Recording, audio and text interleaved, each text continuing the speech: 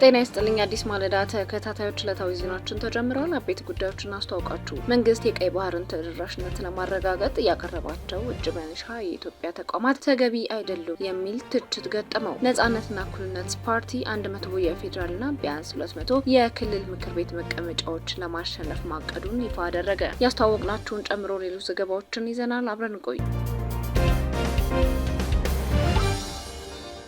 መንግስት የቀይ ባህርን ተደራሽነት ለማረጋገጥ ያቀረባቸው እጅ መንሻ የኢትዮጵያ ተቋማት ተገቢ አይደሉም የሚል ትችት ገጠመው። ጠቅላይ ሚኒስትር አብይ አህመድ በትናንትናው ዕለት በህዝብ ተወካዮች ምክር ቤት በነበራቸው ቆይታ ኢትዮጵያ የቀይ ባህር መዳረሻን ለማግኘት 4 አማራጮችን እንዳቀረበች አመልክተዋል። እነዚህም ታላቁ የኢትዮጵያ ህዳሴ ግድብ፣ የኢትዮጵያ አየር መንገድ፣ ሊዝ እንዲሁም የመሬት ልውውጦች ናቸው። የፖለቲካ ተንታኙ ጌትዬ ትርፌ እንደሚሉት ከሆነ ኢትዮጵያ ቀይ ባህርን ለመውሰድ ያቀረበቻቸው የእጅ መንሻ ኢትዮጵያዊ ተቋማት ተገቢ አይደሉም ሲሉ የጠቅላይ ሚኒስትሩን ምክረ ሀሳብ ነቅፈዋል። ምክንያቱም እነዚህ ተቋማት ኢትዮጵያዊና ከውጭ ሀገራትና ተቋማት ጋር ያልተነካኩ የኢትዮጵያ ምልክት የሆኑ ተቋማት በመሆናቸው ነው። ስለዚህም በእነዚህ ተቋማት ዙሪያ ልውውጥ ለማድረግ ማሰቡ የታሪክ ስህተት ነው ይላሉ። የባህር በር ጥያቄ ለማስመለስ የሚረዱ ሌሎች ሀሳቦች አሉ። እነዚህም የመሬት ልውውጥ ማድረግ፣ እንደ ህዳሴ ግድብ አይነት የፕሮጀክት ግንባታ በኢትዮጵያ በጀትና የሰው ኃይል በመገንባት ልውውጦችን ማድረግ እየተቻለ ኢትዮጵያዊ ተቋማትን አሳልፈው መስጠት አደገኛ ስህተት ነው ብለዋል የፖለቲካ ተንታኙ። መንግስት ያቀረባቸው የእጅ መንሻ ተቋማት ኢትዮጵያዊ ተቋማት የነጭ እጅ መሰረታቸውም አገነባባቸውም አመጣጣቸውም ታሪካቸውም የነጭ እጅና የቀይ ግዛት እጆች ያልነካካቸው ተቋማትን ለእንደዚህ አይነት ነገር ማቅረብ ተገቢ እንዳልሆነ ብዙ ጊዜ ሲናገረው ቆይቻለሁ። መንግስት ቀደም ብሎ የዛሬ 2 ዓመትም የባህር በር እድል ለማግኘት ቴሌኮም፣ አየር መንገድ፣ ዳሴ ምናምኖች ሁሉ በፓርላማው ሲጠቀሱ ነበር።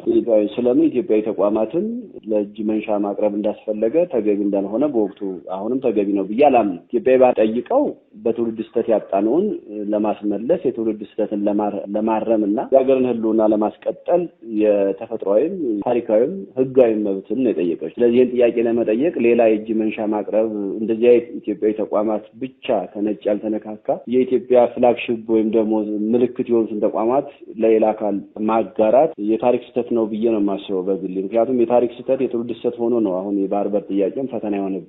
ግን ይሄ ማለት የባህር በር ጥያቄዎችን ለማስመለስ ማድረግ የሚገባን ወይ መስጠት የሚገባን የለም ማለት አይደለም። ቅድም እንዳልሽው እሳቸውም እኛም ሌሎችን ሞግተው የነበረው አንዱ የኛ ምርጫ ብቸኛው አማራጭ የመሬት ልውውጥ ነው የሚሆነው። የመሬት ልውውጥ ነው። ሊዝም ቢሆን የራሱ የሆነ ውል ነው።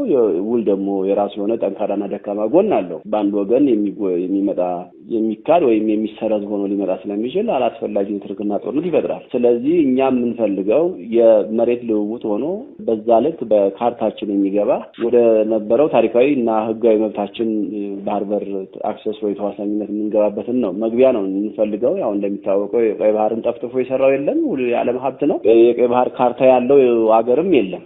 የዓለም ካርታ ነው ያለው። ሌላው ይሄንን አክሰስ ስናገኝ እኛ በመሬት ልውውጥ ብቻ ነው ወይ ከነዚህ ልናገኝ ከምንችላቸው አካላት አቻ ልናደርገው የምንችለው ከተባለ አስፈላጊ የሆነ ነገሮችን ለነሱ ማበርከት እንችላለን። ለምሳሌ እንደ ህዳሴ አይነት ፕሮጀክቶች ወይም ከዛ ጋር ተመጣጣኝ የሆነ ፕሮጀክቶችን በሀገራቸው ላይ በራሳችን እውቀት፣ በራሳችን ፋይናንስ፣ በራሳችን ጉልበት ገንብተን ለዛ ሀገር ጎረቤት ህዝባችን የበለጠ ግንኙነታችን ለማጠንከር ማበርከት እንችላለን። በራሳቸው ግዛት ላይ ወታደራዊ ልማት ሊሆን ይችላል፣ ኢኮኖሚካዊ ልማት ሊሆን ይችላል፣ የቴክኖሎጂ ልማት ሊሆን ይችላል። አልምተን እንደ ተጨማሪ ስጦታ ማበርከት እንችላለን። ኢትዮጵያዊ ተቋማትን በእንደዚህ አይነት ነገር ሼር ማድረግ አደገኛ ስህተት ነው ብዬ አስባለሁ። ምክንያቱም እኛ 5-6 አማራጮች አሉ የባህር በር የምናገኝበት። ዋናው ነገር የመጀመሪያውም ሁለተኛውም ሶስተኛውም ዲፕሎማሲ ሊሆን ይችላል። ግልጽ ነው። በዲፕሎማሲ መርህ ነው የሚሆነው። ምክንያቱም የህግ መብት አለን፣ የተፈጥሮ መብት አለን፣ የታሪክ መብት አለን። ሁለተኛ ደግሞ እንዴት እናገኝ የሚለው ደግሞ የመሬት ልውውጥ ነው። የኢትዮጵያ የባህር በር ጥያቄ በሰላማዊ መንገድ መፈታት አለበት። የጠቅላይ ሚኒስትሩ አማራጭ ሀሳቦችም ትክክለኛ ሀሳቦች ናቸው የሚሉት ደግሞ ሌላኛው የፖለቲካ ተንታኝ አብዱ መሐመድ አሊ ናቸው። ጠቅላይ ሚኒስትሩ ያቀረቡት የሰጥቶ መቀበል መርህ ነው። በዚህም ኢትዮጵያ የምትፈልግ ብቻ ሳትሆን የምትፈለግም እንደሆነች ማሳየ ነው ብለዋል። የባህር በሯን የግሏ ለማድረግ ያቀረበቻቸው አማራጮች አዋጪ ናቸው ሲሉም ይደግፋሉ።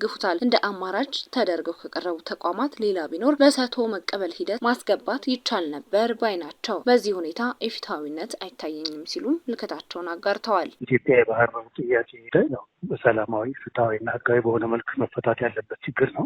ጠቅላይ ሚኒስትሩ አሁን ያቀረቡት ሰጥቶ መቀበልን ነው እና ከጠቅላይ ሚኒስትሩ መግለጫ እንዳየሁት እኔም በደንብ እንደተረዳሁት መሆንም አለበት ብዬ ማምነው የምንፈልግ ብቻ ሳይሆን የምንፈለግ መሆናችንን ማሳየት መቻል አለብን ነው። አሁን ኢትዮጵያ እነዚህ 4 አማራጮችን አቅርባለች። በዙሪያችን ላሉ ሀገራት ደግሞ በጋራ ለጋራ ለማደግ እነዚህ 4 የቀረቡት አማራጮች ጦታል ናቸው ይቻላል ሰጥቶ መቀበያ ሜካኒዝም አዋጭ ናቸው ብዬ አምናለሁ። ከዚህ አንጻር ኢትዮጵያ የማንንም ሉዓላዊ ግዛት ደፍራለሁ ሳይሆን በአንድ ወቅት የረዥም የ1000 ኪሎ ሜትር የባህር በር የነበራት ታሪካዊት ሀገር ነች። በአንድ ወቅት የተፈጸመ ስህተት ያንን አታለች። ከዚህ በኋላ ተዘግተን መቆየት አንችልም ነው። ይሄ ደግሞ የትውልድ ጥያቄ ነው። ይሄንን በሰላማዊና በህጋዊ መልክ እንዴት እንፍታው ስንል በአማራጭ ነገር እናቅርብ የምንችለው ይሄን ነው በእኛ በኩል። ከዚህ አንጻር የቀረቡት አማራጮች በእጃችን ያሉን አሁን እነሱ ናቸው። ከዚህ የተሻለ ነገር ሲኖረንም ያንንም ሰጥቶ መቀበሉ ሂደቱ ስናስገባው እንችላለን። ቀራረቡ ላይ እኔ የፍትሃዊነት አይታየኝም፣ ጥያቄውም ላይ የፍትሃዊነት አይታየኝም። የተጠናና ካልኩሌትድ የሆነ ሎጂካል የሆነ ዲፕሎማቲክ አፕሮች ነው ብዬ ነው የማምነው። መሆንም አለበት ብዬ ስለማስብ ነጻነትና እኩልነት ፓርቲ 100 የፌዴራልና ቢያንስ 200 የክልል ምክር ቤት መቀመጫዎችን ለማሸነፍ ማቀዱን ይፋ አደረገ። በሰባተኛው ጠቅላላ ምርጫ የሚወዳደረው ነጻነት እኩልነት ፓርቲ ትናንት ማክሰኞ ይፋ ባደረገው የምርጫ ስትራቴጂ ምርጫ ነክ ግቦች ሲል በጠራቸው እቅድ 1500 እጩዎችን ለማስመዝገብ 100 የፓርላማ ወንበሮችንና ቢያንስ 200 የክልል ምክር ቤት መቀመጫዎችን ለማሸነፍ እንዳቀደ የህዝብ ግንኙነት ኃላፊዋ ነቢሃ መሐመድ አስታውቀዋል። ለህዝብ ተወካዮችና ለክልል ምክር ቤቶች በድምሩ 1500 እጩዎችን ማቅረብ ነው። ከጠቅላላ የመራጮች ድምፅ ከ15 እስከ 35% ማግኘት ነው። እነዚህ ግቦቻችን ናቸው። 5 ሚሊዮን ወይም 10% መራጮችን ነእፓን ማስተዋወቅ መመረጥ ብቻም ሳይሆን ነእፓንም ጭምር በዛ የምናስተዋውቅ ነው የሚሆነው። ከ95% በላይ እድሜያቸው ከ18 በላይ የሆኑ ዜጎች ነእፓን እንዲያውቁት የማድረግ ስራ እንሰራለን። በህዝብ ተወካዮች ምክር ቤት 100 መቀመጫ ቢያንስ ከ8 ክልሎች በእያንዳንዱ 25 ወንበር በድምሩ 200 መቀመጫ ማግኘት የሚለውን አስቀምጠናል። ከተመሰረተ 7 ዓመታትን ያስቆጠረው ፓርቲው ይህን እቅድ ሊያወጣ የቻለው ሀገሪቷ ውስጥ ያለው ተጨባጭ ሁኔታ ታሳቢ በማድረግና ፓርቲው ባለው ውስጣዊ አቅም ውስንነቶች፣ ጥንካሬዎች፣ እድሎችና ስጋቶች በሚመለከት ጥንካሬ ከሰራ በኋላ መሆኑን ገልጿል። ነገር ግን 100 የፓርላማ ወንበሮችን ለማሸነፍ ሀገሪቷ ውስጥ ያለው አስቻይ ሁኔታዎች ላይ መሰረት ያደረገ ነው ብለዋል። ፓርቲው በኢትዮጵያ ያልተለመደ ሲል በጠራው የምርጫ ስትራቴጂ በርካታ እቅዶችን የያዘ ሲሆን ምርጫ በባህሪው በጣም ውስብስብና ብዙ ነገሮችን የሚጠይቅ ስራ በመሆኑ ስትራቴጂውን ማውጣት ማስፈለጉንም አመላክቷል። የምርጫ ስትራቴጂውን ለማዘጋጀት የተለያዩ ሰነዶች ህገ መንግስቱን ጨምሮ የፓርቲው ፕሮግራሞችን፣ ደንቦችን፣ መመሪያዎችን፣ የኢትዮጵያ የፖለቲካ ፓርቲዎች የጋራ ምክር ቤት የተገኙ መረጃዎችንና ሌሎች ሰነዶችን እንደ ግብዓት መጠቀሙንም አመልክቷል። ብድሩ በሀገር አቀፍ ደረጃ የሚገኙ የጤና ተቋማትን በሕክምና ቁሳቁስ ለማሟላት ነው አሉ የገንዘብ ሚኒስትሩ። የገንዘብ ሚኒስትሩ አህመድ ሽዴ ይህንን ያሉት ከደቡብ ኮሪያ ኤክስፖርት ኢምፖርት ባንክ የተገኘውን የ30 ሚሊዮን ዶላር ብድር ስምምነት ለማጽደቅ የወጣውን አዋጅ አስመልክቶ በዛሬው ዕለት ከፕላን በጀትና ፋይናንስ ጉዳዮች ቋሚ ኮሚቴ ጋር ውይይት ባደረጉበት መድረክ ነው። በዚህ መሰረትም ሚኒስትሩ እንደተናገሩት ከደቡብ ኮሪያ ኤክስፖርት ኢምፖርት ባንክ የተገኘው የ30 ሚሊዮን ዶላር የብድር ስምምነት ቀላል ብድር ነው። ብድሩም ዋና ዓላማው በሀገር አቀፍ ደረጃ በሚገኙ የጤና ተቋማት የሕክምና ቁሳቁሶችን ማሟላት ነው ብለዋል። የጤና አገልግሎትን በመላ ሀገሪቱ ማለትም በክልሎችና በከተማ አስተዳደሮች ተደራሽ ለማድረግ የሚያግዝ የብድር ስምምነት መሆኑንም ይናገራሉ። የዚህ ፕሮጀክት ወጪ 30 ሚሊዮን ዶላር ከኮሪያ መንግስት የሚገኝ ሲሆን ወደ 13.5 ሚሊዮን ዶላሩ ደግሞ የኢትዮጵያ መንግስት የሚሸፍነው ይሆናል ሲሉም ተደምጠዋል። ብድሩም የሚጠናቀቀው በ40 ዓመታት ውስጥ ሲሆን የወለድ መጠኑም 0.01 በመቶ በመሆኑ 15 ዓመት ደግሞ የችሮታ ጊዜ ያለው የብድር ስምምነት በመሆኑ ለሀገሪቱ ከፍተኛ አስተዋጽኦ አለው ይላሉ። ደቡብ ኮሪያ ኤክስፖርት ኢምፖርት ባንክ የተገኘ ቀላል ብድር ነው። አጠቃላይ ብድሩ 30 ሚሊዮን ዶላር ነው። ይሄ ብድር ዋና ዓላማው የሚውልበት በሀገር አቀፍ ደረጃ 75 የጤና ጣቢያዎችን፣ 24 የመጀመሪያ ደረጃ ሆስፒታሎችን እና 129 የቀዶ ጥገና ክፍሎችን አስፈላጊ በሆኑ ሕክምና መሳሪያዎች ማደራጀት። ስለዚህ የፕሮጀክቱ ዋና ዓላማ የሕክምና መሳሪያ አቅርቦት ለዚህ ለጤና ጣቢያዎች፣ ለሆስፒታሎቻችን እና በተለይ ደግሞ የቀዶ ጥገና ክፍሎችን በሕክምና ቁሳቁስ ማሟላት ነው። ስለዚህ የሕክምና ቁሳቁስ ግዢ ፕሮጀክት ነው ማለት ይቻላል።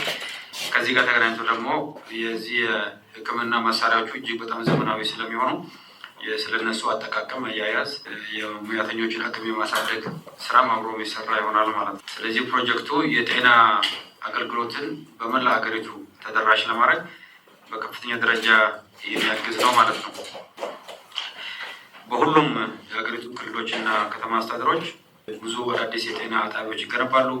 የመጀመሪያ ደረጃ ሆስፒታሎች ይገነባሉ። የቀዶ ጥገና ክፍሎች የተደራጁ ነው የሚገኙት። በእነዚህ ተቋማት ውስጥ የሕክምና መሳሪያዎችን ገዝተን ተክለን ሙያተኞችን አሰልጥነን ማህበረሰቡ የሕክምና አገልግሎት እንዲያገኝ የማስቻል ፕሮጀክት ነው ማለት ነው። የፕሮጀክቱ አጠቃላይ ወጪ $30 ሚሊዮን ከደቡብ ኮሪያ የሚገኝ ነው። የተቀረው 13.5 ሚሊዮን ዶላሩ በኢትዮጵያ ፌዴራላዊ መንግስት የሚሸፍነው። ይሄ በአብዛኛው የታክስ ከስተም ዲዩቲ በእኛ ስለሚያዝ ነው፣ እንደ ውጭ ስለሚያዝ ነው እንጂ የተለየ ብናወጣው የለም። ሌላ የሎጂስቲክስ የተለያዩ ወጪዎች በጤና ሚኒስቴር በኩል የሚወጣ ይሆናል ማለት ነው። ስለዚህ ይሄ ፕሮጀክት ብድሩ እጅግ በጣም ኮንሴሽናል የሚባል ብድር ነው። እጅግ በጣም ኮንሴሽናል ሲባል አንደኛ በ40 ዓመት ውስጥ ተከፍሎ የሚያልቅ ነው። ሁለተኛ የወለዱ 0.01% ብቻ ወለድ ያለው ነው። እንዲሁም 15 ዓመት የችሮታ ጊዜ ያለው ማለት ነው፣ ግሬስ ፔሪድ። ይሄ ኦልሞስት ከግራንት ተቀራራቢ ማለት የሚቻል ነው። በጣም እጅግ በጣም ኮንሴሽናል ሲባል ከኮንሴሽናል በጣም ከፍተኛ ኮንሴሽናል የሚባል ብድር ነው። ከአጠቃላይ የሀገሪቱ የብድር ስትራቴጂ አንጻርም እጅግ ተፈላጊ ነው። ይሄ ከኮሪያ የተገኘው ብድር አንደኛ ኮንሴሽናሊቲው በጣም ከፍተኛ ነው። ሁለተኛ እጅግ በጣም አስፈላጊ ለሆነ ለጤና ስራ የሚውል ነው። በመላ ሀገሪቱ የሚሆን ነው ማለት ነው። በመላ ሀገሪቱ የሚሆን ነው። በጤና ሚኒስቴር በኩል ነው የሚፈጽመው። ጤና ሚኒስቴርም በስሩ በተደራጀው የሕክምና መድኃኒቶች አቅርቦት ድርጅት አለ። በዛ አማካኝነት የሚፈጸም ይሆናል ማለት ነው። የብድር ስምምነቱም በጤና ሚኒስቴር አማካኝነት እንደሚፈጸም በውይይቱ ተገልጿል። ዕለታዊ ዜናዎችን በዚሁ ተጠናቀቀ። አዲስ ማለዳን ሰብስክራይብ፣ ላይክ እና ሼር ማድረጉን አይዘንጉ። ጤና ይስጥልኝ።